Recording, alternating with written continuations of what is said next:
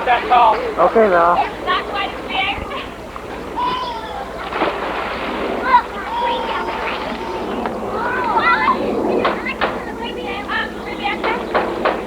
Okay, Val. Ready? Come with that bread, okay?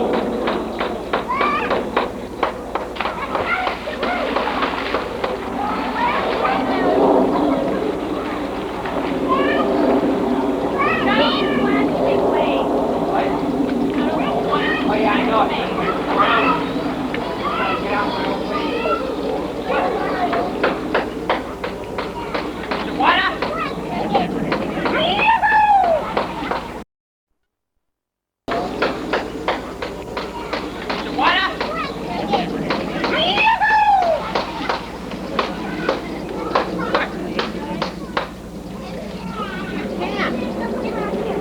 You have a life jacket. I'm not going to take your life jacket off. Want to get a fight? Yeah. Uncle Chris will take a picture of you on the camera. Oh, yeah. We can go in and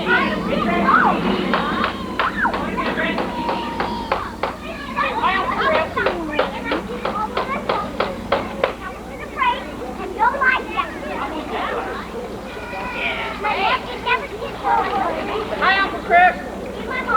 Take a picture of me when you see me on TV. Okay, hold your arms up.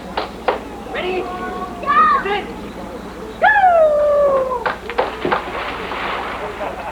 You didn't even get me down in the water. You want to go down the slide again? You want to go down the slide again? Why? I thought you were the big bad Joe swimmer. Look out. Whoa!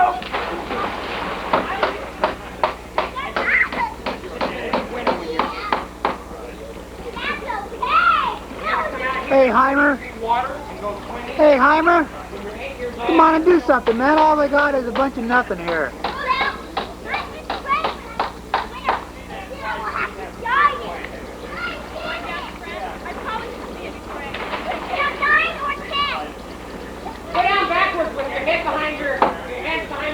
Wait a minute. I'm going to get Cindy here for a second.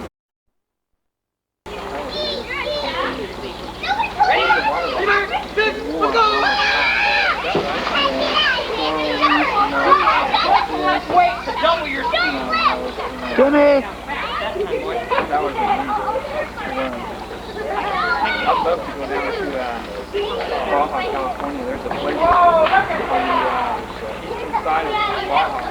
Down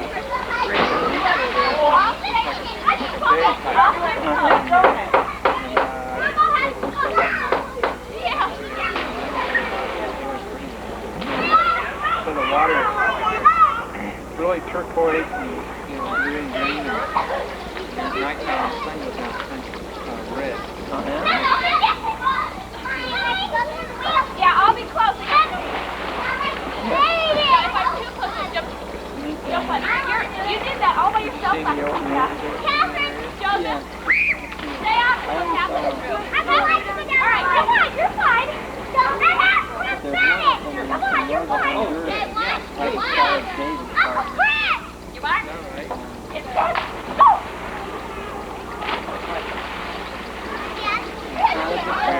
How's the stars doing? That's good. I can Jessica! Jessica! Chris, I hope you're going to invite us over so we can see these pictures when they all come out. We're going to go right in the other room and see them in about Oh, you're kidding. as soon as it's all over. Do they develop immediately? Yeah, it's just to turn around and put it in the tape and you're there. We're going to go right in the other room and watch Blew it. it, right?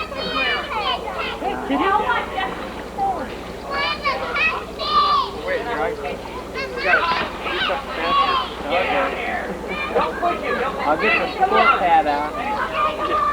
Come on. Flash the numbers up. I can get you right away. I want to go feet first, Catherine, have your feet touch first so you don't... You really don't have to if you don't want to. Well, By doing it, on the road. They weren't going to slide that way. Go straight in. Yeah, you want to take my arm? Jump like soldier.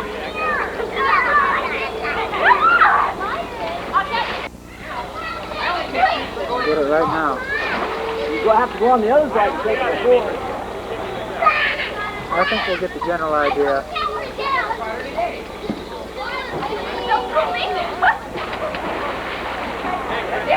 I'm ready.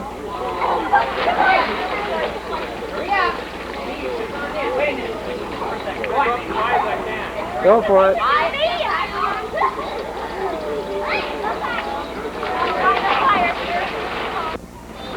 Want me to say it louder? Jump!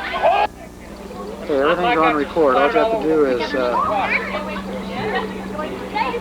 lift it up and then zoom in, forward, and back from there. Well, how do you turn it on? It's already on. Everything's going. It's running right this minute. Okay. So just go ahead and record a little bit and I'll come turn it off in a minute. Hey, I was working on 1.5.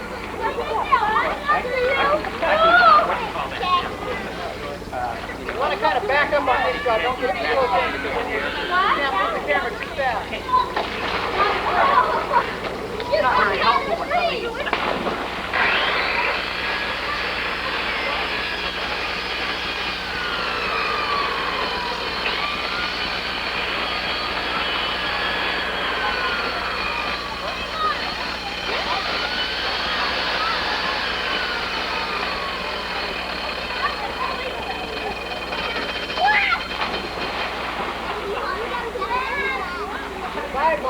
I got it with the tip of my finger.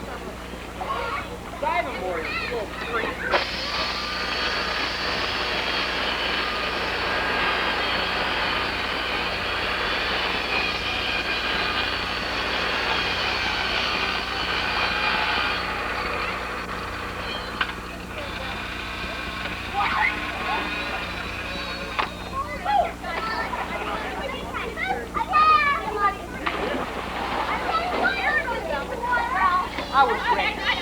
It was high. I was a whole body straight coming down. And there.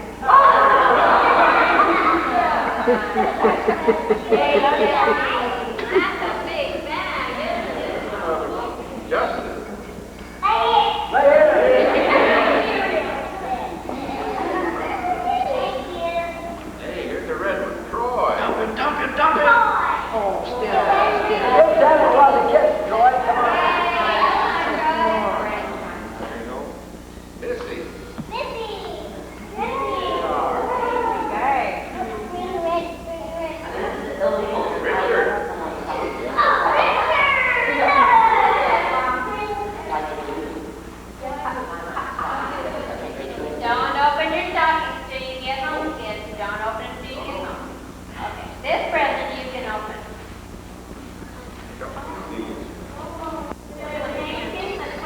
What do you say, Hillary? What do you tell Santa?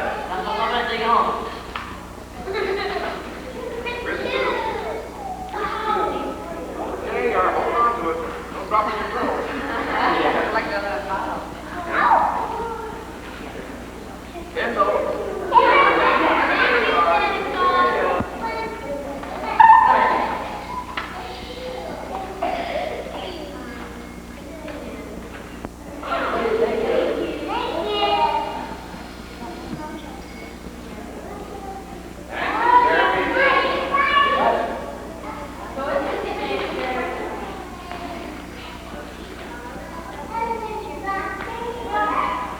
A couple of statues over there.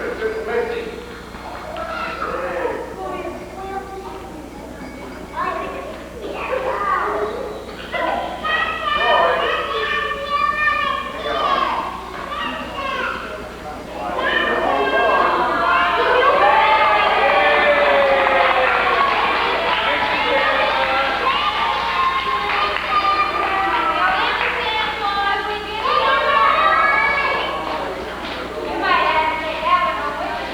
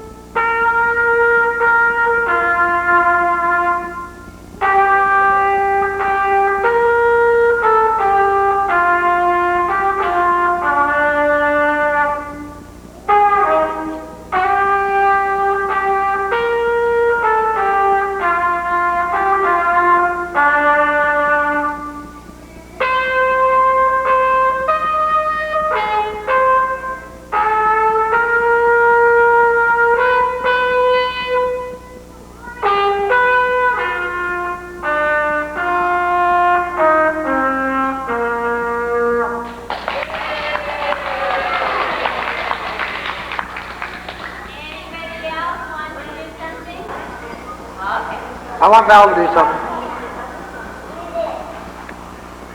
Kendall wants this story read first. Don't practice on it. What are you gonna do, baby? What are you doing that for? Jingle bells, jingle bells, jingle all the way. Oh, what fun it is to ride in one horse open sleigh. Hey! Jingle bells, jingle all the way. Oh, what fun it is to ride in one horse open sleigh. Hey!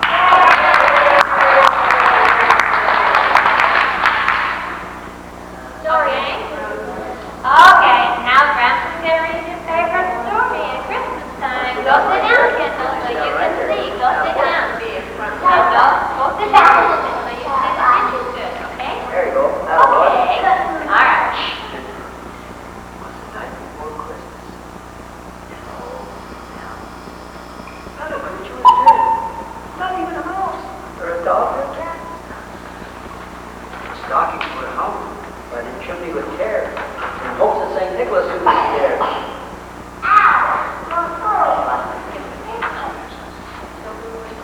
The children were nestled all snug in their beds.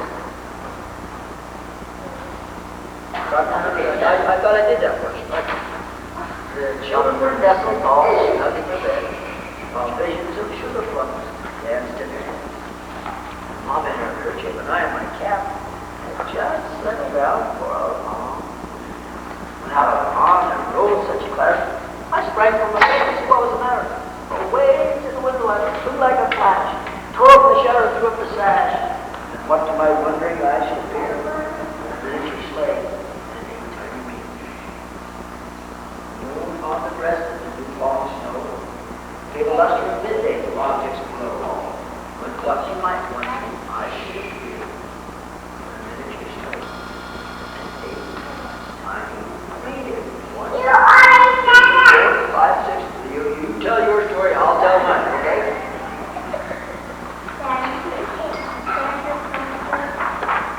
With a little old driver so lively and quick, I knew in a moment it must be Satan. Or perhaps the seagull whose course was dictated. He whistled and shouted, calling by name. Now Dasher, now Dancer, now Prancer, Vixen, on Comet, on Cupid, on Dogger, Blizzard. To the top of the house, to the top of the wall. Now dash away all. As the leaves that before the well fly, when they meet with an object, up, out to the sky. So up to the housetop. Of course, if they flew. Sleigh full of toys. St. Nicholas children. Elephants and dogs and horns and rabbits. And then in a twinkling I heard on the road, prancing and pawing of each time. As I drew in my head and was turning around, down the chimney,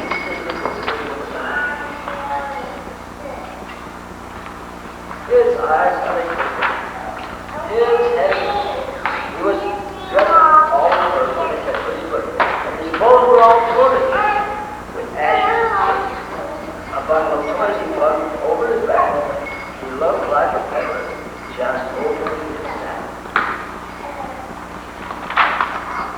Eyes how they twinkled. His dimples how merry. His cheeks were like roses. His nose like a chin. His droll little mouth was drawn up like a bowl. And the beard of his chin was high as the sun. The stump of the pipe held hide in his teeth. The smoke encircled his head like a leaf. He had a broad face and a round little belly. The chip when he laughed like a bowl full of sugar. He was a jumpy and plump, a right jolly well. And I laughed when I saw him in spite of myself. I winked at my eye and nodded his head. Soon gave me to know I had nothing to say. He spoke not a word, went straight to the word. He filled all the stockings in chirp for chirp, laying the finger aside his nose and giving a nod up the chimney he rose.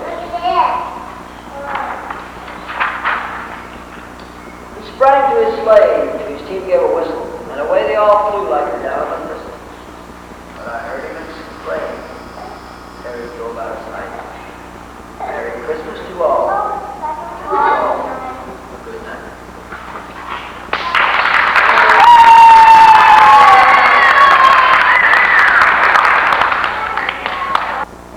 Everybody say it at once. Baby Jesus, right? Okay, I'm going to read you this story about baby Jesus, which is the true meaning of Christmas, and then we'll open up our presents, okay? Long ago, on the very first Christmas night, something wonderful happened. A special baby was born. Many people had waited a very long time for this baby. And here's how the story began.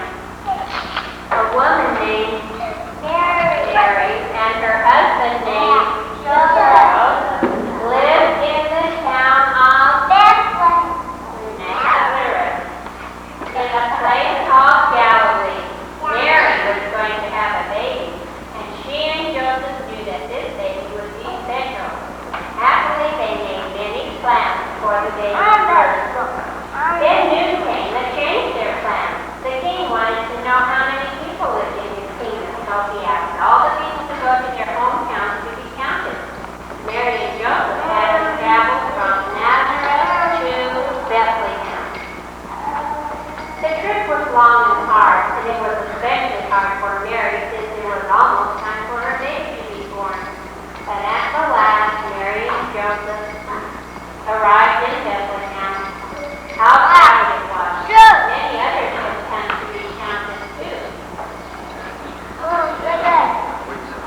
Mary and Joseph were very tired from their trip, so they looked for a place to rest for the night. But all the rooms in Bethlehem were full. What will we do now, they wondered. Then Joseph found a small barn. Mary could rest here, he thought. Joseph went out the barn and prepared a place for Mary to sleep. Then he put fresh, sweet-smelling straw in the manger where the donkeys and oxen ate. Let's use this manger for our baby's bed, he suggested to Mary. The barn was quiet and peaceful. Thank you, Joseph, for finding this place, said Mary. That night the baby was born. At first he cried and woke up the animals, but then Mary sang to him and wrapped him in a warm cloth. She laid him on the soft straw in the manger, and the baby went to sleep. God wants us to call our baby Jesus, Mary said to Joseph. Mary and Joseph were very happy, and they knew that God sent this child to do wonderful things for people. The same night, the shepherds heard about the special baby. They were taking care of their sheep on the hillside near Bethlehem. Some of them were huddled around the campfire to keep warm, and some of them were sleeping. Just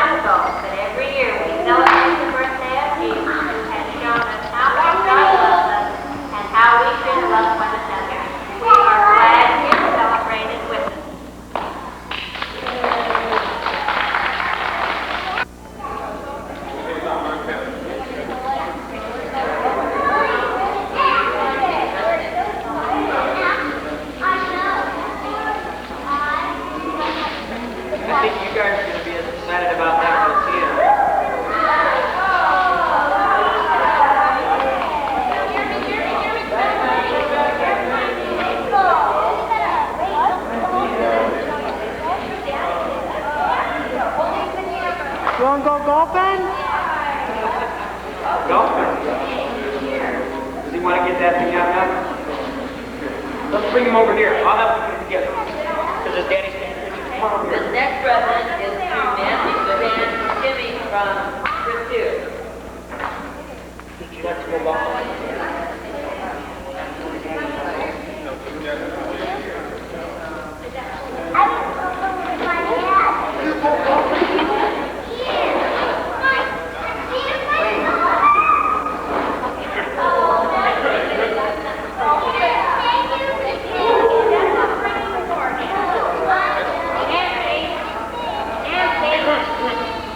Next present is to Timmy. Timmy from me.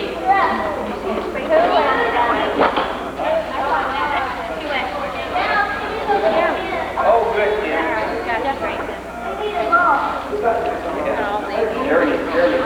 Hey, could you clear those kids out just a little bit? That's you, Jeremy. Nancy got a present, and I'm like, every day. James doesn't have one. Then we have one.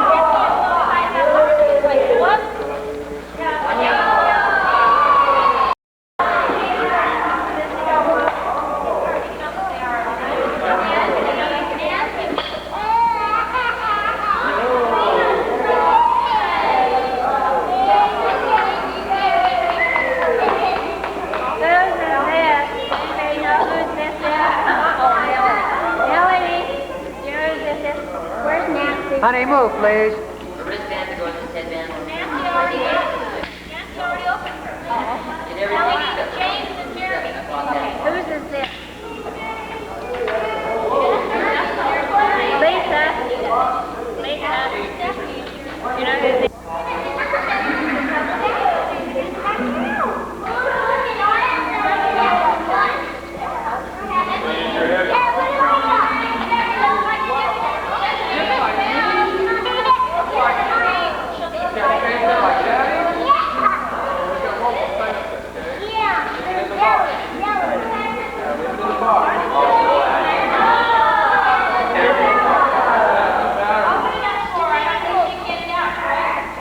Help him, honey. Honey. Honey, show him how. I'll open it after midnight. This one is for baby James and Mary Ann. These two are for baby James from Carrie Lynn.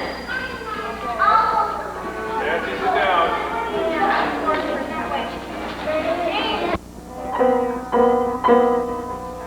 Hi, Dale. Dale F. She probably only remembers you as Frankie. No, I'm not sure. Anyway, that's dead and gone. Here I am, approaching the measly age of 35 years old, sitting here on my couch. Can you see him, Chris? Yeah, you can see his kid, yeah. Okay. This is my son, Andrew, whom you, of course, know. And he's 14. He'll be 15, July 28th. He was born July 28th, 1971. And the little spritzer to my right is Hillary. Hillary Nicole. Tell them how old you are. Do you remember when your birthday is? That's right. October what? She was born on October 28th, 1979. Chris said, I'll tell you what I've been doing the last 20 years. Well, I got 2 kids out of the last 20 years. I spent over 9 years as a police officer. Spent 17 months doing narcotics and was a sergeant for almost 3 years. And then I got hurt on the job making an arrest and tore the ligaments off my bone in my right leg at the knee. They retired me and rehabilitated me, and I went to 2 years of electronic technology at American River College here in Sacramento, and graduated, got a job with the cash register company of all things. And now I've recently been promoted to service manager. And things are going hunky-spunky-dunk for a change. One in there, see if that's the third line coming. I am presently not married. I've got a main squeeze, 951. as it were. 951 what? Excuse me, we got a phone interruption here. Okay, yeah, answer it. Push that button and answer it. Yeah. Okay.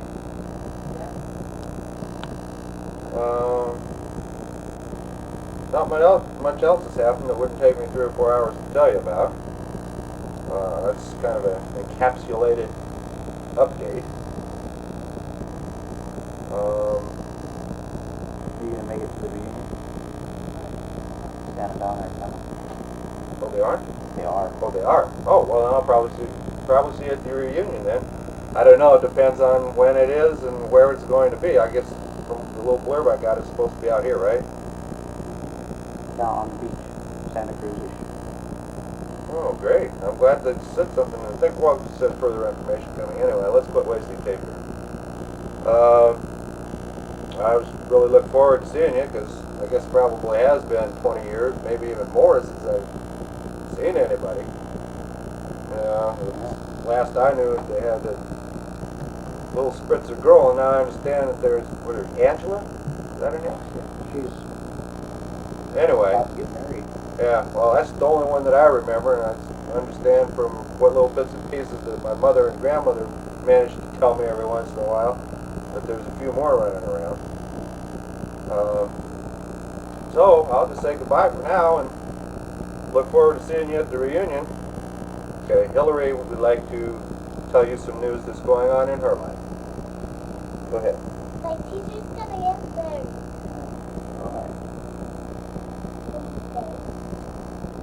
Why? How do you know she's going to get married? Time. Because she told me 8 months pregnant. engagement. A what? Engagement. Engagement ring. Does that mean she's getting married? Yes. Oh, I see. What grade are you in? First. Okay. Tell them bye-bye, and you'll see them at the reunion. Bye. See ya. Okay, it's going. I didn't tell him what the date is, that it's about April the 6th or something in that 1985 when I was recording last night with Dale. 86, there you go. Okay, you gotta talk real loud.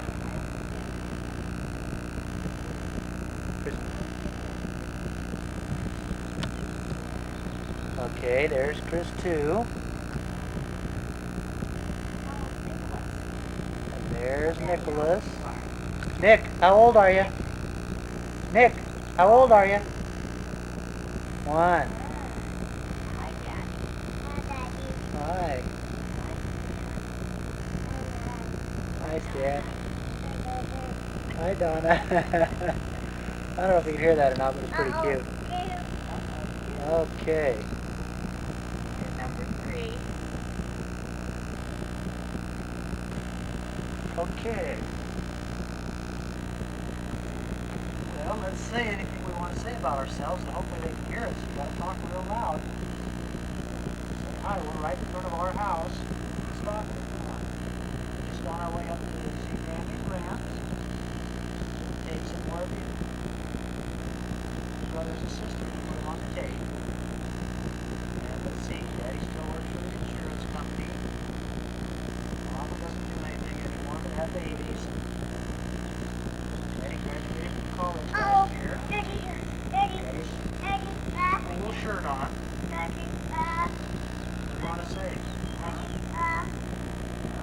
Nicholas likes to play ball. He likes to read books. What else? Okay. What gets something like that? If you write 3 or 4 pages of letters for the baby, write 5-page letters. What you're talking about. Baby's going to be here in about 6 weeks. We're anxious for that. Kids are all excited about it.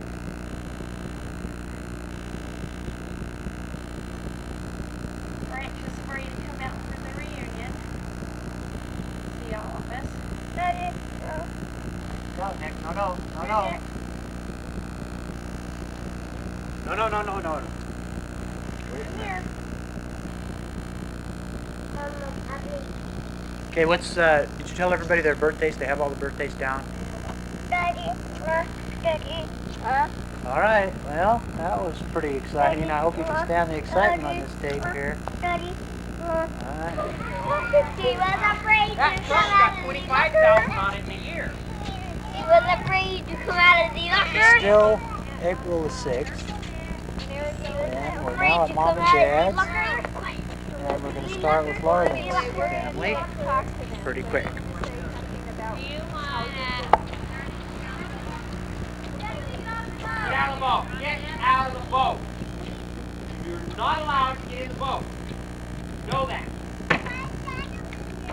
God, I need special permission.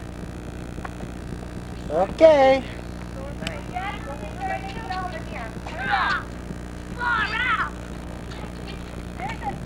Larlin. This is Larlin and Chris's family, and you've probably seen them in the last little while. Okay, you got to speak up now. You have to speak loud because it's quiet, please, on the set. remember us? Hi. Bye. Bye-bye. Chris has gone to Stockton for a Whole week. weekend for the month. Hey, boy. Why? Do they know he's in the National Guard or whatever it is? Yeah, he's So, I'm the news I today. usually do. Hand right here. Sorry, man. And he went to Stockton because he needed an airplane to go to the airport. Yeah. Just say hi and what you're doing. And Chris is in the reserves and waiting for a helicopter job. Chris got a job for 90 days, so we'll be glad to start that. We're looking for a house. Jessica, come here. Let's introduce Right here. Say introduce everybody. Camera. Say hi. Hi. Hi. Justin's 6 years old now, and he lost his second tooth the other day. Smile, Jet. Tell him how it come out. Talk loud. How did That's it. come out? And pulled it out. And Carolyn was big and it was big and fat. Hey, Carrie Lynn, get over there. And it was big and it was big fat. Carolyn's 5 and she's in preschool. Okay. There goes Brady. Let him go, Law. That's good enough. Bye, Brady. That's Brady. He's 2 years old and Chelsea. Chelsea is 7 months old now. She's probably changed a lot since we saw her when she was a couple weeks old.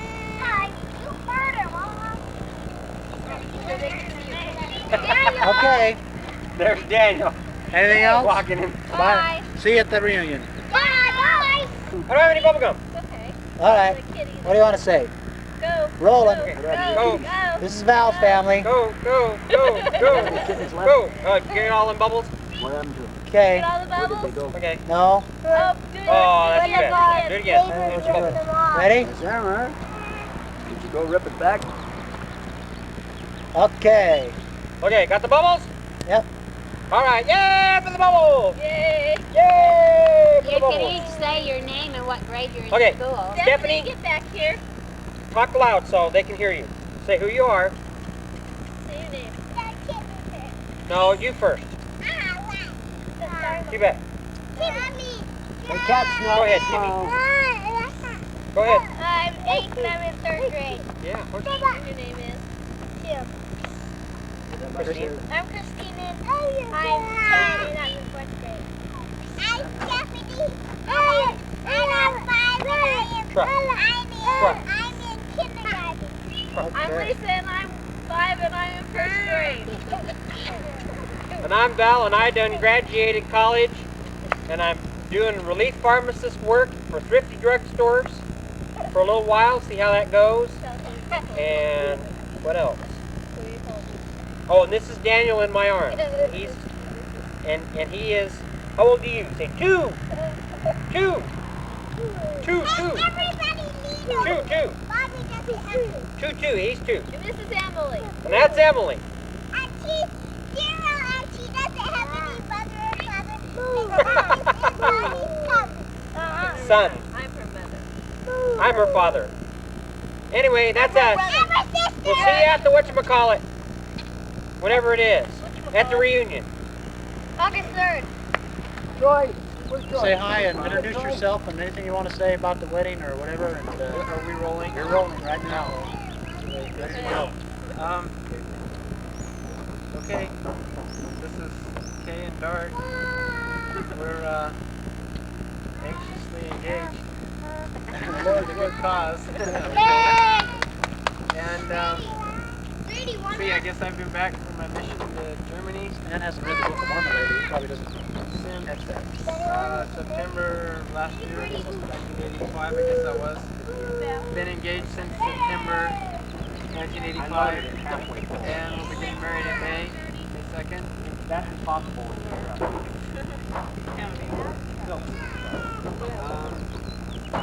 I'm working at the gas station, assistant manager with Terry. And she's working for a law firm, the medical secretary. Speak up. Huh? Speak up. Oh! Speak up! You're outside. And I don't know. We just got new cars and everything. Trying to get all of our luxuries before we can't afford them anymore. Where is Kay's car? At home. I brought her with me. Oh. Okay. All right. That's it, I guess. Just introduce yourself and say hi, Stan and Donna. That's good enough right there. Speak up!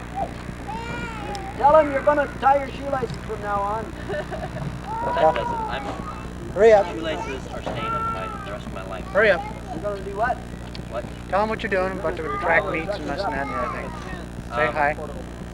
Yes, I'm You're doing Troy, well the in fact. youngest son. You're supposed to tie your I'm Troy. How old are you? What school are you in? I'm See that? I'm You gonna never be put your 16 feet, so I tied it. in 20 days, and yeah, having a good time in school. Absolutely. Are you a sophomore in high school? Sophomore in high school, pole vaulting, wonderfully, Number 1 man on the team. having a good time. Yeah, Pole vaulting, high jumping. having a good time. Life's good. Life's good. Anxiously How's waiting your for bar? Hey, did you tell Chris you took 4th place and 3rd place yesterday at the relays? We talk. Yeah, life's good. Have a good time. Tell him to stand to bring his Spoken little, well. hey, tell him to bring his little red jalopy. Right. Yeah, bring your little red jalopy, that would be good. Yeah, we'll go take a spin in your little red jalopy, that would be fantastic. Anybody would like to Okay. So, we'll see you then, I guess. And, have a nice time. We went to San Francisco. Went Tell to me San when it's Francisco. gone. Orange? These are good orange. Stand a little closer together, please. You're on tape now. I'm afraid she'll hit me. Okay. We went close down I've to been San to her for a long Francisco, and Only I mean gets close when down she wants something. San Francisco. Be careful, Santa Cruz. Timmy!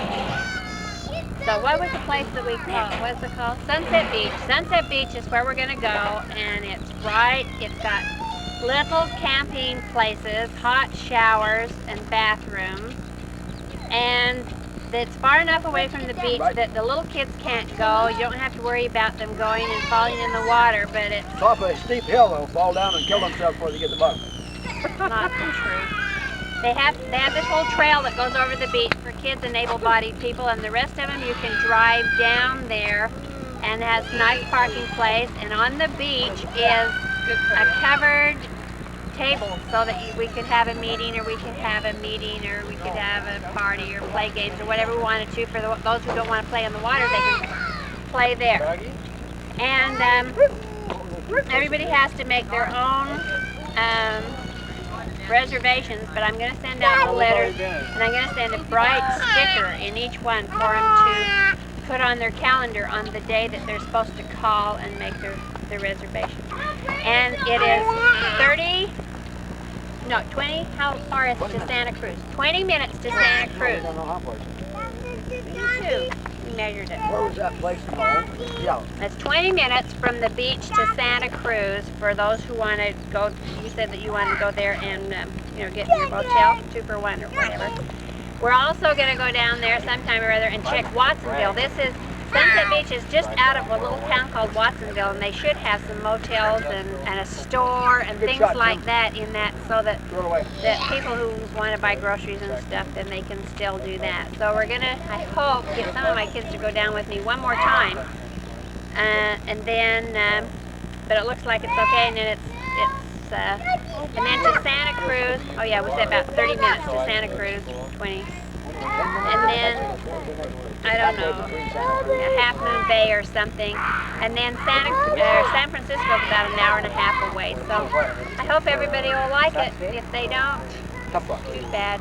And we're still getting cards, and we're still getting them about half and half. Half say send information, and half say they can't come. And I figure that if half of those who say send information come, then, you know, that'll be what we'll figure on. And so, it's wonderful. I'll send you some paperwork on it pretty soon. Now we're at Nancy and Perry's. And these are Chris and Melanie's 2 kids going on the swing set at Nancy and Perry's. You're at my house and your children. Nancy's about to get out here in the picture pretty quick. Go down the slide, Nick. I have to take pictures of my great class that Dad just planned. Go down the slide. I have money. Yay! What? I'll do a flapper over. Okay. I want to do a flapper over. Just get over here and say anything you want to say, teens. There's Nancy Sue. We're not going to do this little roller. Okay, roll them. I'm Nancy. Yes, they're Jerry. We're the Petersons. And Nancy is our oldest daughter. She's 7 and a half. She's Where in are October. She's in second grade. Nancy. And Jeremy is the other side, who's going to be grumpy. And he's 5 and a half. He's almost 6. He'll be 6 in June. He's in kindergarten, and he really likes his class. And we have James, who is Asleep. asleep. He'll be 3 next Sunday. And he's taking a nap right now. And he's going to be in preschool. That's right. Harry manages and partly owns a car wash and gas station in Sacramento. And did Lauren tell you about softball by chance? No. We're on a co-ed league together, playing softball. I'm on T-ball. And kids are involved in t-ball right now, like baseball, except a little bit different for the kids. Uh-huh. What else? Here comes Jeremy. The hard way. This is Jeremy. There we go. And he just got this new shirt, and he just loves it. He loves these short shirts. I love it.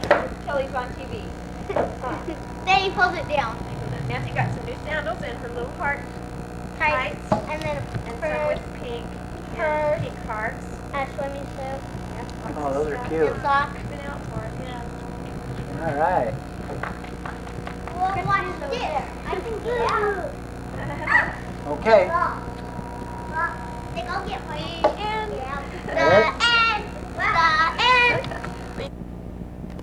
Chris wasn't on the videotape, so I caught him here. Just say hi or goodbye or anything you want. Hi, Sam. How are you guys doing? We're getting ready to go to baseball, and guess we'll hopefully get down that way and see you guys up here for the what's that for? The reunion? The reunion. Hopefully we'll see you at the reunion. Bye. Okay, bye guys.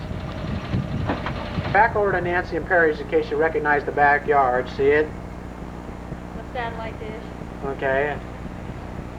But this time we got Brendan Kendall with us. This is the last of the group here that's held us up on sending this tape. So here's Brendan Kendall.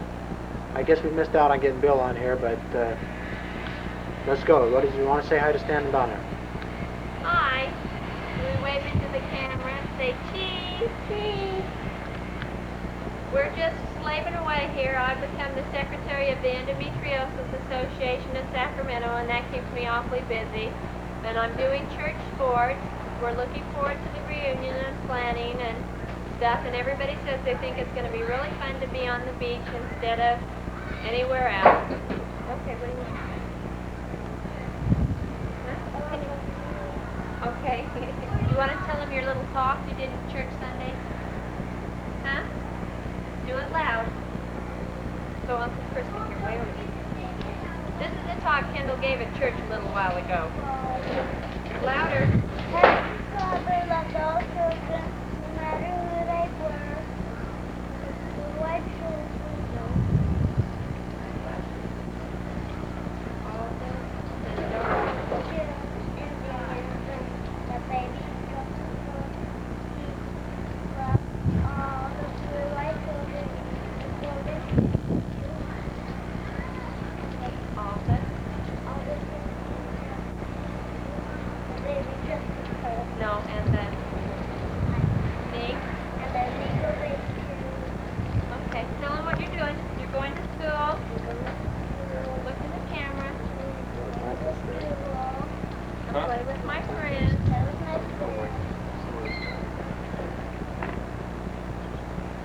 Say see you at the reunion. Please, bye-bye. See you soon. It's not that much longer away and counting. Take two, or do you want to get it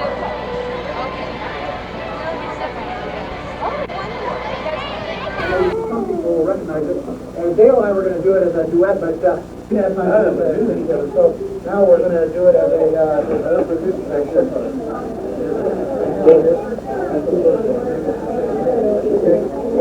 like start playing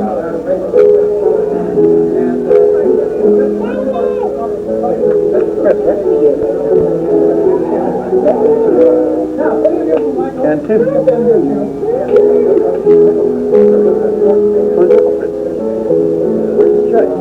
Is it going to be here?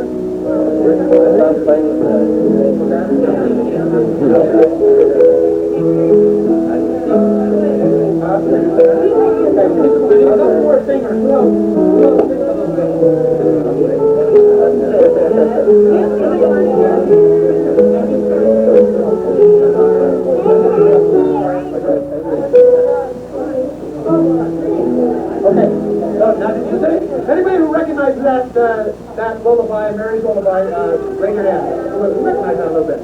Play it again, play it again, play it again. You guys come along your part. You guys are going to sing a duet. So you will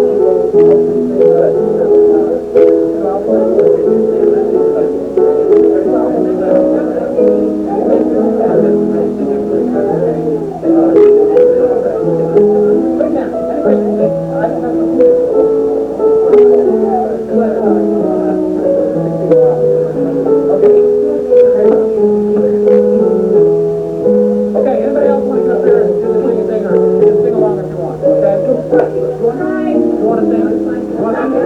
Okay, got that? Lullaby, lullaby. This is the new Christmas carol singing. Not new, but it's literal, but it's what we don't really do a lot. Okay. Okay, you ready? I'll sing them both verses. We're gonna do you just play, don't put it in company right now, play the part. Okay, those of you who are singing the part, grab your part right now. You can't play the part right now. One time you go practice and we're going to sing. Ready, go.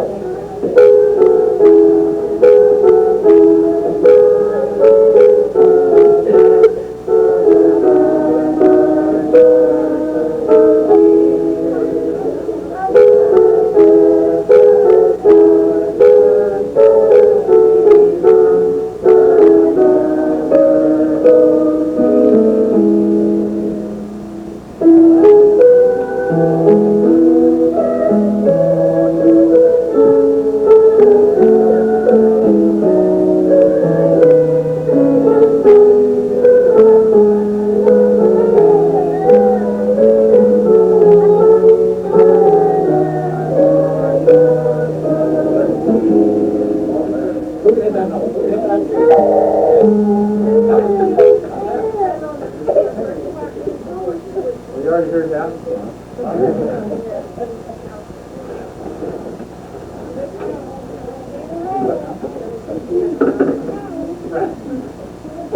Okay, now we can hear a little more of that other part of it. Just give me that one more time. Okay, one more time. Ready? Do the second verse. Second verse. Hold on, ready?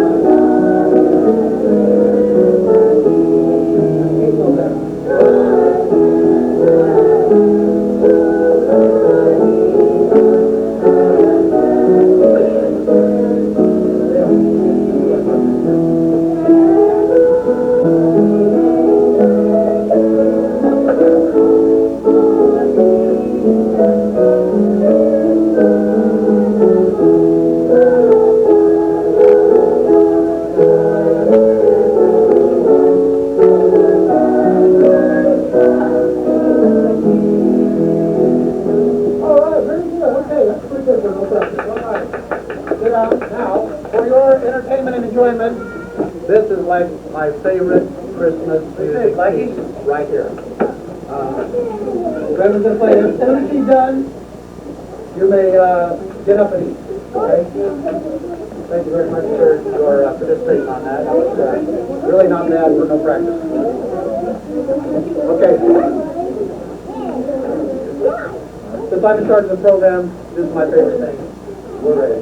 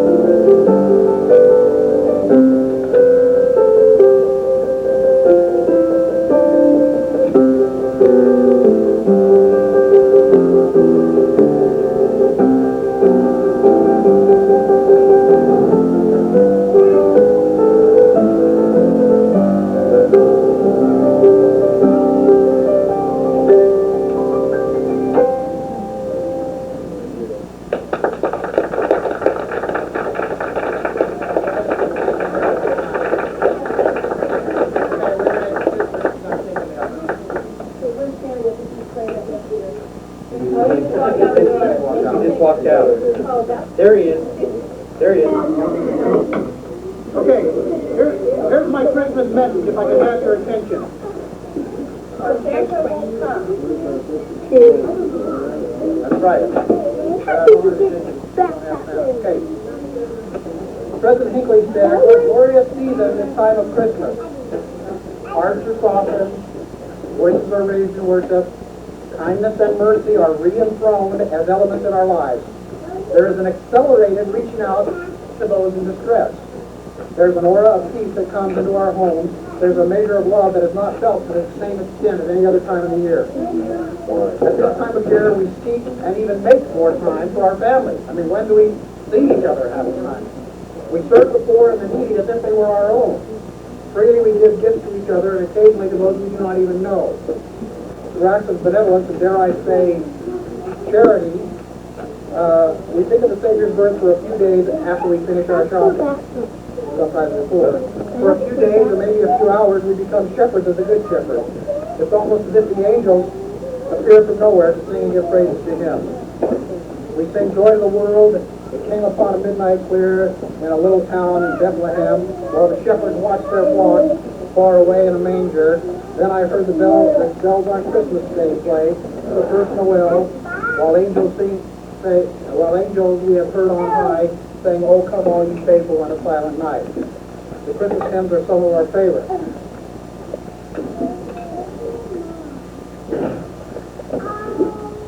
President McKay said, "At Christmas time, more than any other, we think of others and try to express either in word or deed our desire to make others happy. Herein lies the secret of true happiness." One of my favorite Christmas movies is a takeoff of The Christmas Carol.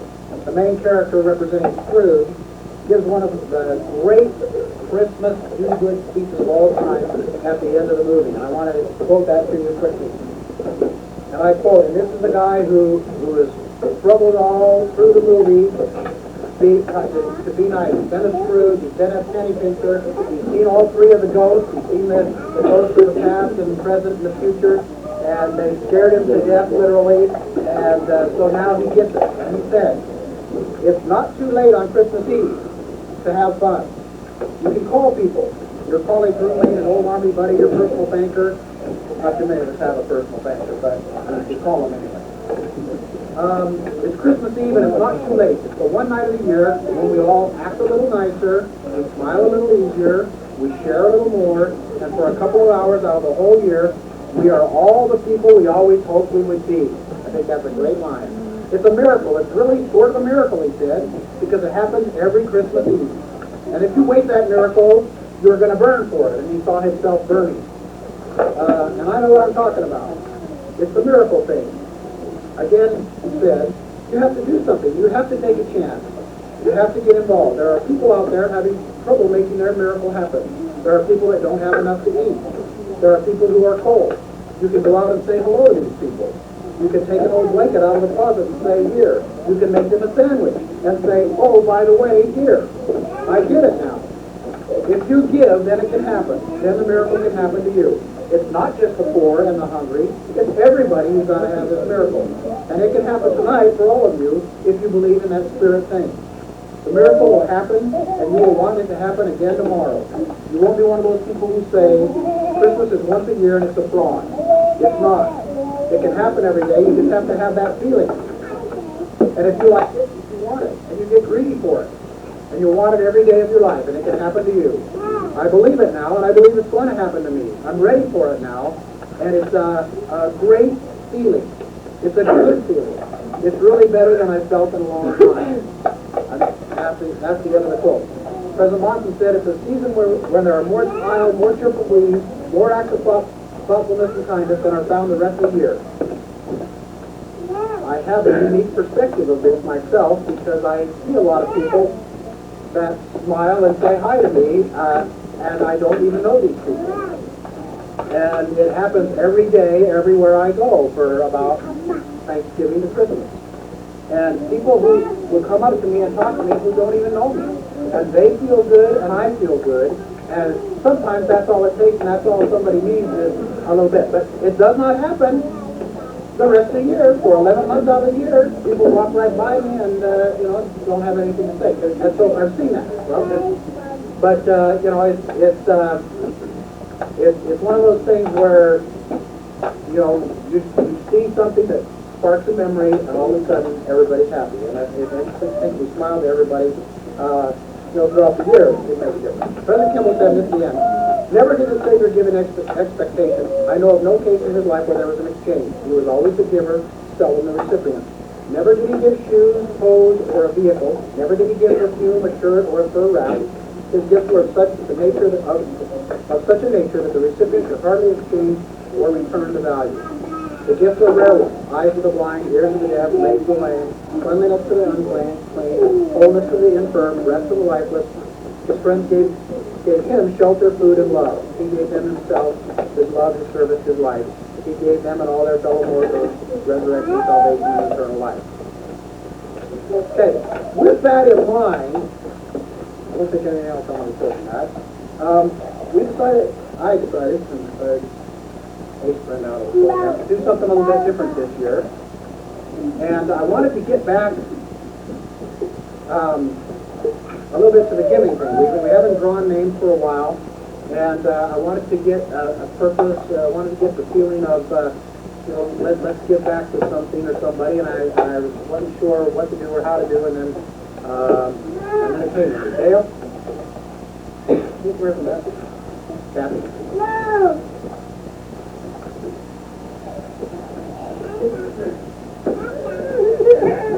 Now, when I'm talking, except for Mom and Dad, I've known Dale longer than any of you, I suppose. 50 years. Except for Mom and Dad, nobody else has known him quite that long, so I don't know. I got you very long. So,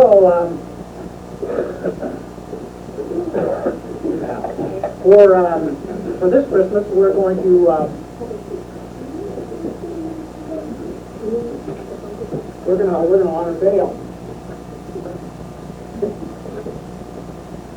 And I know if I were to say to you, and this is kind of an audience participation thing right now, and I wrote down some notes of some things I wanted to say. And one of the things, the first thing I wrote down is, we all know he would give the shirt off of his back that he didn't have, whatever, to help anybody out. He would all drop what he's doing to fix your phone. Fix your phone, you had to fix my video recorder before we started today. Anybody else? He drops to help them fix. I don't know if any more of you can say this, but if you want to finish this sentence for me, he would beat the crap out of me when all the time. When parents left home. Only when you guys needed it. No, only when you guys needed it. Now, anytime you got in his way in his path, that's when you needed it. Okay. And I would mostly say when we were younger. Once he got his driver's license, he became my best friend, and I don't know that we fought since he got his driver's license. Because then, when he got his driver's license, right? Yeah. We could go places, and I had to be nice to him, and vice versa, because I wanted to go places. So I mean, if I was nice to him, then he was nice to me. But before that, it was. I can remember on Amethyst Way, him getting the crap out of me, and he could hold me with back with one arm like this, and just smack me around with the other one, and there was nothing I could do about it, because he took that growth spurt earlier than I did, and there was a time when he was 20, 30, 40 pounds more than me, even though we were only separated by a year. So if I were to finish that, yeah, beat the crap out of me, you know, anytime you wanted, but mostly when we were young. Okay, yet, now that that's over, he's got his driver's license now, I love spending time with him when, finish that for me, anybody. I wrote a few things, you can chip in. When he's not flailing his arms around, no? When we're working, I mean, when we're working, yeah, most of us, a lot of us have worked with him, and, you know, I enjoy that time. I enjoy music. I enjoy spending time with him with music. When we go to the movies, boys' night, you know, when we first started having boys' night, I got a real kick out of it when Dart and Troy who did not know Dale as we did growing up, the old Dale, you probably, did you ever beat the crap out of Troy or Bart? I don't think so. Yeah, too young. And so they never knew this side of him, but then there's other sides of him that we won't mention that they got to know when we were doing boys' night and things, and it was always fun. He already had his license by the time. Yeah. So, okay. And it's fun. I always enjoy spending time with them, just even talking. You know, I don't think they'll say anything that is not worth listening to. Okay? I wish I had his talent. Finish that for me. Fixing stuff. Singing, music talent, fixing things, being a friend, compassion. Okay? Thank you. I wish I had his talent for music. I can remember when we were in Mr. Lobrock's music class in Madison Elementary School. We had Mr. Lobrock, remember? I don't know who else. Did you ever get to Mr. Lobrock? No, they wouldn't give me and Dale, and that was it. But, and he always could remember, the notes and stuff, kind of like Chris Shukan. I always had to work at it and sometimes fake it, but he always knew what he was talking about. He knew what I just tried to figure out what it is and play it, but he knew why it was the way it was. Okay, and I wish I had that. And of course, I haven't played much of anything for 30 years since I got out of high school, and he still does, and he can still read it and do it. I wish I had his talent for learning. He was a smart kid when he was younger. Somewhere along the line, he dropped out of that for a little while, but he's back now. And, I want you to know when we were smaller, he was a good example to me. When we were in primary, he knew the Beatitudes long before I did and had them memorized. And he could quote scriptures. I mean, I mostly just remember B&C 59 when Dad always quoted that, you were slothful and not a good servant. Stuff in order to be damned and go to hell and all that stuff. But Dale knew the scriptures that were in the primary, and he could tell you the Beatitudes and the Ten Commandments and all those kind of things. And I asked Dale the other day to tell me a little bit about Kathy, so we didn't have Dale up here. We're all looking over Dale, and I said, well, tell me about Kathy. And he said, well, she's just like me. And I said, in what way? He says, in every way. So, you got to tag that on there. Kathy must be very smart, she must be good at learning, probably very good at music. He says, he told me that she's a pretty good cook because he hasn't tasted it yet, so I don't know what he's eating. But, that's what he said. Okay? Now, I just want him to know,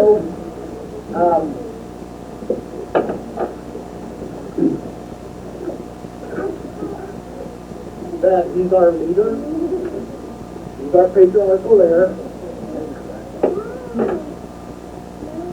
We all look up to him and we all love him, and I don't know that he knows that, so we tell him enough.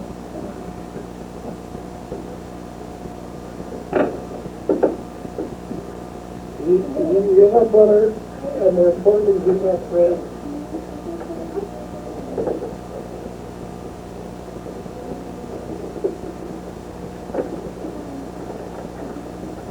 I got for him.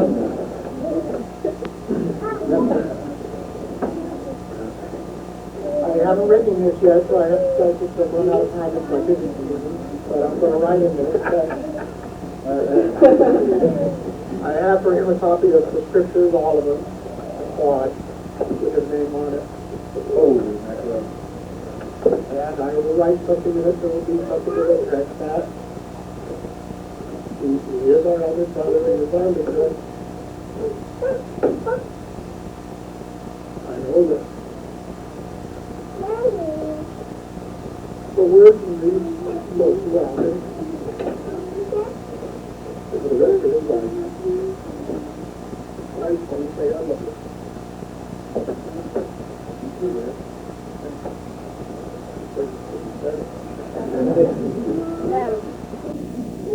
I always wanted a big brother when I was growing up, and he had older, but I didn't have one. So now I do. So I lived with him the last 30 years, and being a big brother to me, or my name is Stephanie. And I'm watching everything up. And I'm thankful for Kathy for being good to, you know, for being a part of the family and for being our new sister. You know, the more we get to know her, the more we will love her. And hopefully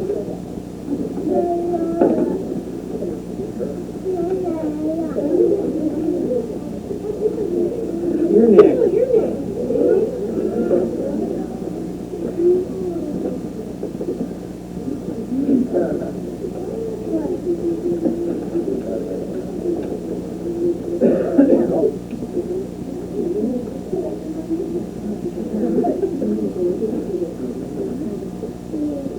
No, Bowie.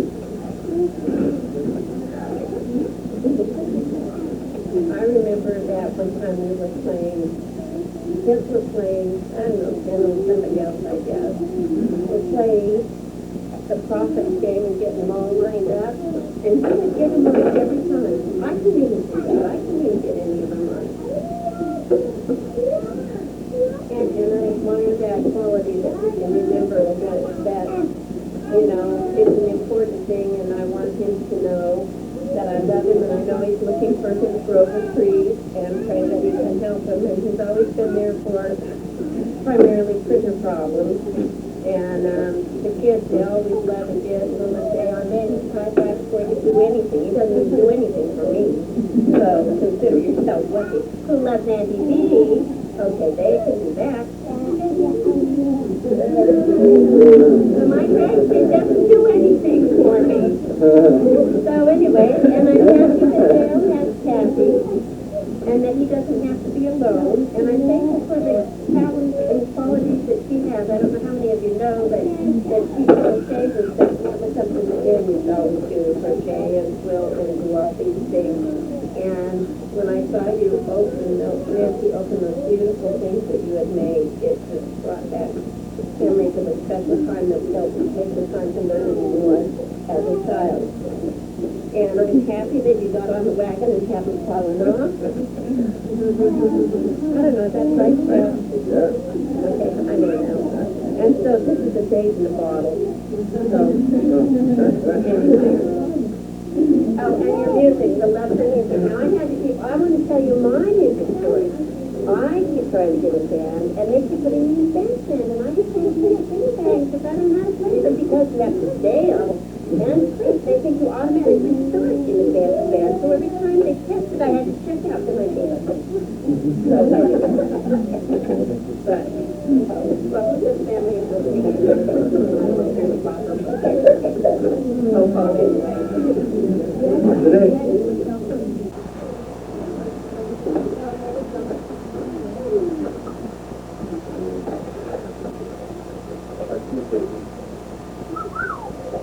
Make it something warm, fuzzy inside. He said, have a good time. Cool. How about have a date? Alright. Need a babysitter, mom and dad can take care of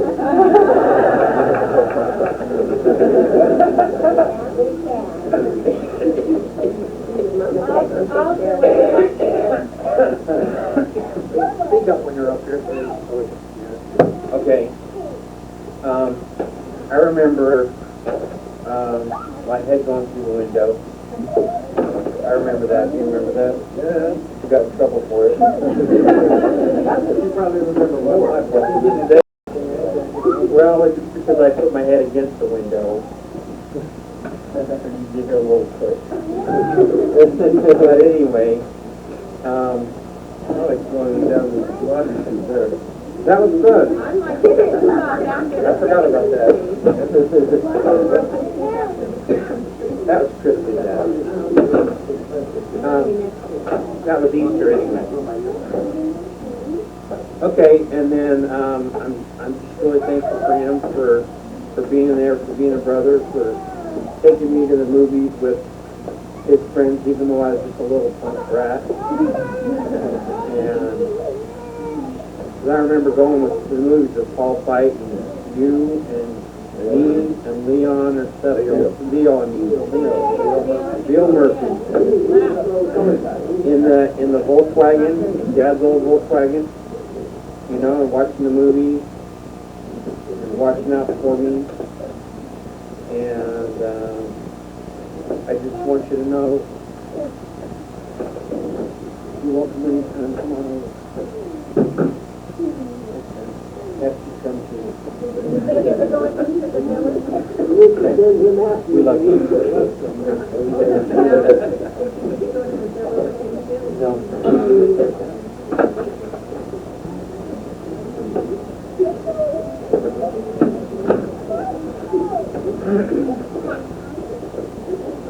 Morning.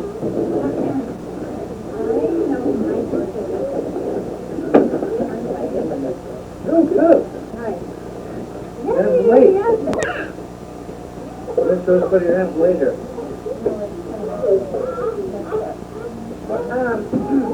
I was, how old was I when you were born? I mean, how old were you when I was born? 59, right? Yeah, something like that. But I was 3 days before 6. I don't have a lot of memories when I was young, like falling out the windows, broken tooth, and school and stuff. So I would say that the first memory I do have of Dale at home is Mom chasing him with her. My mom went up, down the hallway. She went all the way. She chased him all the whole time. Finally, got him over the washer and dryer, whacking him like this. And Dale was laughing the whole time, and that made me so mad. I was laughing. Her mother was like, and he was like, she's taking the harder he finally, his spoon broke over finally the spoon broke, and she's still hitting him with something. What did he do? I do not Doesn't know. matter. I don't suppose you remember, I'm sure that was the last time I ever died physically. I know, and you know what, it's just as well, because he knew better anyway, but I got him a spoon, and it says, yard stand, which is for Marine and I gave it to you in 2002. So I wasn't going to, do it on a plaque and make all this stuff, but I decided to keep it practical so you could use it.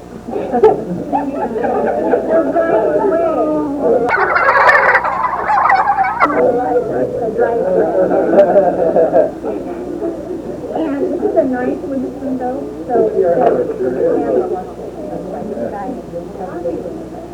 but I didn't live there myself. And Kathy, I noticed that she's very talented too, and I'm glad that she can compliment my brother. Because everybody, though he is intelligent, he has a genius IQ and all stuff, lacks in common sense sometimes, but no, but it's okay, it's very common. Intelligent people. Yeah, me too. So thank goodness, yeah, thank goodness I'm not a genius, that I got a little common sense. Okay, now, but Yeah, you want me to use this right there? use the right way to use your spoon.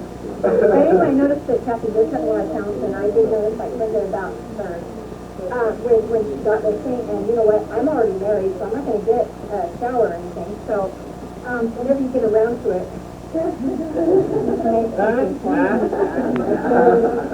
love them, so. Is that right? Yeah, sort of. But no pressure anytime you can make it for somebody else if you want, but I just like it a lot. Thank you very much. Give her something. Thank you.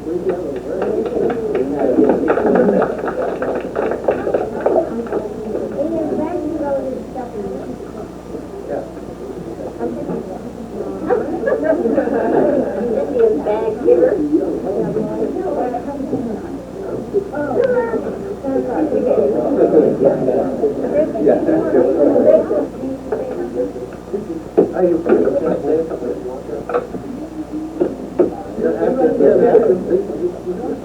can't because I get on so stressed and I can't talk anyway, so they know I love them.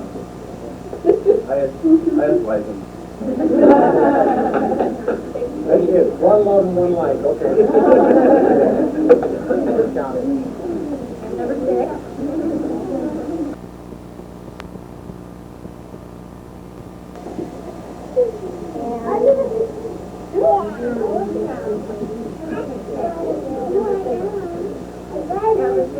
It's Christmas gift for you.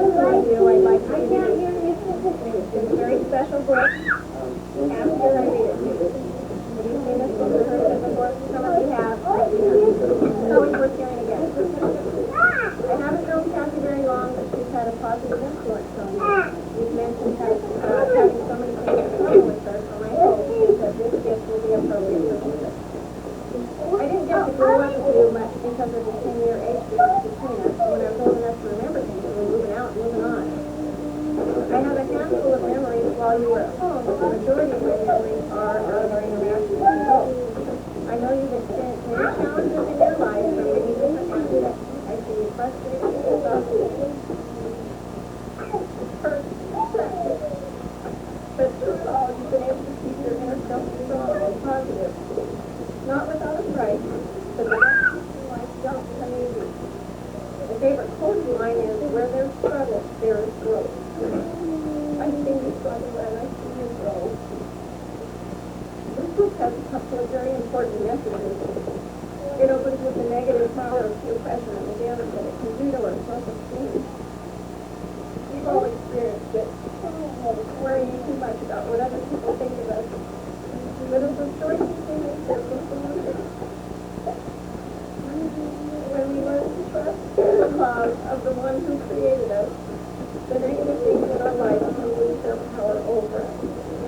I've noticed her quiet and intimate connection with spirituality. The church and your alcohol anonymous group both emphasize that there can be a positive influence on our lives from a higher being, our Heavenly Father. I know you do that. May you continue to do as the main character Krishna does in the story, and go into Eli every day. Trust His love and the love of your family, and all will be well, even though life may be hard. I hope you listen to this story often for strength and peace when you need it. You are a great example to me of unconditional love and forgiveness.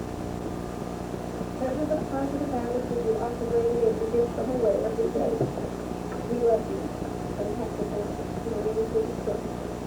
It's not very long, it's a good story. The women were small wooden people. All of the wooden people were carved by a woodcarver named Eli, who worked out down on the hill overlooking the village. Each woman was different. Some had big noses, others large eyes. Some were tall and others were short. Some wore hats, others wore coats. But all were made by the same woodcarver, and all lived in the village. And all day, every day, the women did the same thing. They gave each other stickers. Each woman had a box of golden star stickers and a box of gray dot stickers. Up and down the streets all over their city, people spent their days sticking stars and dots on one another. The pretty ones, those with smooth wood and fine paint, always got stars. But if the wood was rough or the paint was chipped, the women gave dots. The talented ones got stars too. Some could lift things high above their head or jump over tall boxes. Still others with big words or sing songs.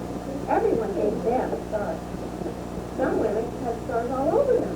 Every time they got a star, it made them feel so good. It made them want to do something else to get another star. Others, though, could do little. They got dots. Punchinello was one of these. He tried to jump high like the others, but he always fell. And when he fell, the others would gather around him and gave him dots. Sometimes when he fell, his wood got cracked, so the people would give him more dots. And then when he would try to explain why he fell, he would say something silly, and the women would give him more dots. After a while, he had so many dots that he didn't want to go outside. He was afraid that he was going to be dumb, that he would get his hat or something in the water. And then people would give him another dot. In fact, he had so many gray dots that some people would come up and give him one for no reason at all. He deserves lots of dots, but when he's getting ready to agree with one another, he's not a good wooden person. After a while, proud Puccinello's believe in it. I'm not a good woman, he would say. The few times he went outside, he hung around other women who had lots of dogs. He felt better around them. One day he met a woman who was unlike any he'd ever met. He had no dot for stars. It was just him. It wasn't that people didn't try to give her stickers. It's just that the stickers didn't fit. Some of the women admired Lucia for having no dot, so they would run up and give her a dot. They would fall off. Others would look down for her on having no dot, so they would give her a dot. It was standard. That's the way I want to be thought to know. I don't want anyone smart. So we asked the Nicholas women how she did it. It's easy to see inside. Every day I go to Eli. Eli? Yes, Eli, the wood carver. I sit in the workshop with him. Hi. Why don't you go find out for yourself? Go with the wheel. He's there. And with that, the women who had no stickers turned and stood away. So what do you want to see me? Puccinello cried out. Lucia didn't hear, so Puccinello went home. She sat near a window and watched the women people scurrying around getting each other's stars and dogs. It's not right, he muttered to himself, and he decided to go see Eli. He walked up the nail path to the top of the hill and stepped in this big shop. His wooden eyes widened at the size and everything. The door was as tall as he was. He had to stretch his stick to see the top of the wood. The hammer was as long as his arm. Puccinello swallowed hard. I'm not staying here. It's time to leave. Then,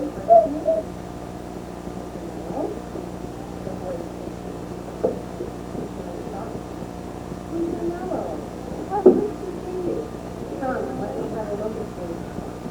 Puccinello turned slowly and looked at the large bearded statue. You know my name? Said the voice. Of course I do. I'm Mason. He liked to down and picked him up and set him on his feet. The neighbor spoke softly as he looked at the dog. Looks like he was thinking back hard. I didn't mean to, Eli. I really tried hard. Oh, you don't have to defend yourself, do you? I don't care what that is. You don't? No, and you shouldn't either. Who would they to give you started on? They're women, just like you. What they think doesn't matter to them. All that matters is what I think, and I think it's pretty special. Puccinello laughed. Me? Special? Why? I can't walk fast, I can't jump, change his skin. Why do I matter to you? Eli looked at Puccinello, put his hand on his small wooden shoulder and spoke very softly. Because you're mine. That's why you matter to me. Puccinello had never had anyone look at him like this, much less his neighbors. He didn't know what to say. Every day I've been hoping you'd come, Eli explained. I came because I met someone who had no marks, said Puccinello. I know, she told me about it. I don't let stickers stay on her. The neighbor spoke softly. But she has decided that what I think is more important than what they think. The stickers only if you let them. What? The stickers only stick if they matter to you. The more you trust my love, the less you care about the stickers. So I smiled. You will, but it will take time. You've got a lot of marks. For now, just come to see me every day and let me remind you how much I care. Eli listened to Puccinello off the bench and set him on the ground. Remember, Eli said as he walked out the door, you are special because I made you, and I don't make you. Puccinello didn't stop, but in his heart he thought, I think he really needs it. And when he did, a drop fell to the ground. I love that story. I love you.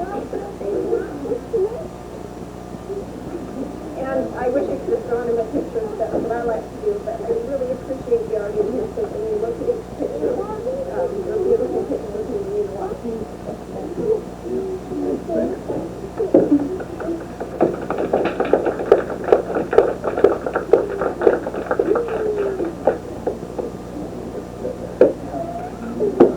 If anybody forgets their order, I'll remind you. And I'm sure that's going to come up after I get that. So, my thing is poems, kind of like Jack, which rub off on that. So I put together something I don't know who you guys have all been talking about all this time, but I'll tell you who. Ivan, who I am, and that's my big brother. So kind of trying to do it. I don't know if you'll remember these the way I do, but I think back to the time Mom's house, an older brother still working, and going out to have a blast, then super slide in shuffle. Oh, to go that bag, yeah. I tried to find super slides on the internet, and they're all air blown up these days. I must be getting old. Working hard just to pay the fare and trying hard to save a buck. The time when driving here and there meant piling us into the truck. Wrong a little bit. That's what I remember. I still remember playing tunes on his guitar, He's Fishing Again, and playing songs, I can name one, called Ricky. Not long after, when my house on fire, we slowly grew a town of joy. Soon to hear a small boy's cry, so cute just like a little boy. How's the dog going over there? A man must make the time to work to keep things safe and keep the peace. Dale did both, with no time for sure, while fighting crime with others. Afterwards, he finds time to play a softball game to help unwind, a hit and catch to lead the way, playing it safe with Papa. Jobs change sometimes, so don't despair. Fixing your toys is what he does. When your coffee needs repair, he's on the case for the fun. Dale and Catherine, family-sized bros, things always copying all the while. Kathy's at work, everyone knows. She won't be found without her smile. When we get together for fun, it's certain we'll all look alive. Across the room, it's see number one, and raise a hand to slap him fine. These are some traits of my big brother, never trading for any other.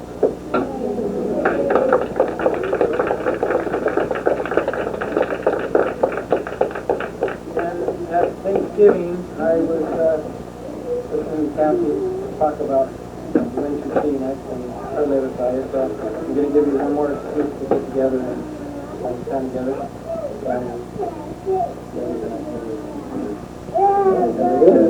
You might choose other things. Cool. That's good. What am I going to do? 7. Troy's not here, so he emailed me this. I'll try not to add track. It says, thinking about JLF, when Chris started to tell me about his plan of everyone together thinking about each other for Christmas, I thought it was a great idea. He told me about his great plan. I realized I'm not going to get my turn for 8 years, and so I tried talking him into an alternative plan, which we'll talk about some other day. Obviously, and he's joking, but obviously his plan prevailed. I get what I want. Especially this time of year. More obviously, I'm just kidding. Chris told me that we were going to start with Dale, and he wanted my family to come up with something to honor him or say something nice about him. The first thing that came to mind was how great it is that Dale has a nickname for everyone. I had intention of playing the videotape and distributing the tape with my family, but since we are homeless and vagabonds, which is an entirely different story altogether, moving out of our friend's house last week and preparing for a trip to Disneyland, which is why we're not here, we had difficulty getting together with Chris to do that. We did videotape. But anyway, my family and I were thinking of how great it is and how good it can make people feel that Dale has a nickname for everyone. Well, almost everyone. Running like this, he wants me to run a little guessing game here, okay? Now there's Fork. Who knows who Dale calls Fork? Yeah.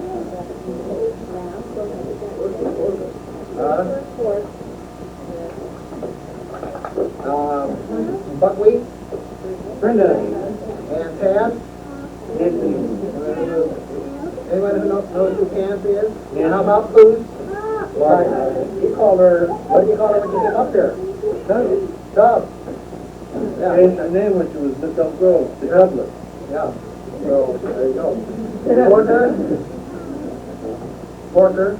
Now here's the one I don't know about. My research revealed, here's the one I don't know about. My research revealed that Dale didn't have one for this kid, so now the nearly old man came up with his own. And then he gave him a whole new set of nicknames, which again is another different story. Anyone know this one? Who's number 7? Okay, so he came up with his own. I think that's true. That's where that, where that came from. No, what? Well, nickname thing, so he just said they did number 7. So that's why people started and then picked up on that. Finally, there's good old Jimmy, which, if truth be known, I gave him that, not Dale, when we got home to Scotland. That's because you called him that one time. Yeah, because everybody in Scotland is Jimmy, and so Dale just picked up on that and always carried that through. I always call him my spoiled brat little brother, but Dale calls him Jimmy. I thought I got that. We're recording this so you can see it. Don't want you to that in history, but... Okay, and finally there's good old Jimmy. Yep, that's me, except it's not me because I'm Chris, or I'm reading this for Troy, or so yes, Jimmy is Troy, or nah, we all got that together. Okay, well, Dale didn't stop there. These kids, all these kids now have kids, and many of those kids have nicknames too. My family now, remember I'm reading this for Troy. Who wrote this out? I have to say this. There's Smashley, Courtney, Smiler, Joshua Tree, Zachary Doc, all of which love to give Uncle Dale props. Now, let's go around the room and see what other names Dale will come up with. Go around the room as long as we can. We're not going to go very long. Anybody wants to shout out their nicknames? Bean, but that kind of came from this guy, too. Slow Bean. My name is Spider. What's your name? Spider. What's your name and his what's your name? I think it's kind of like... Tell your names all the time. Now I know who you are. It's kind of like what happens to me at this time of year. As soon as you start talking, as soon as you show that personality, as soon as you show that little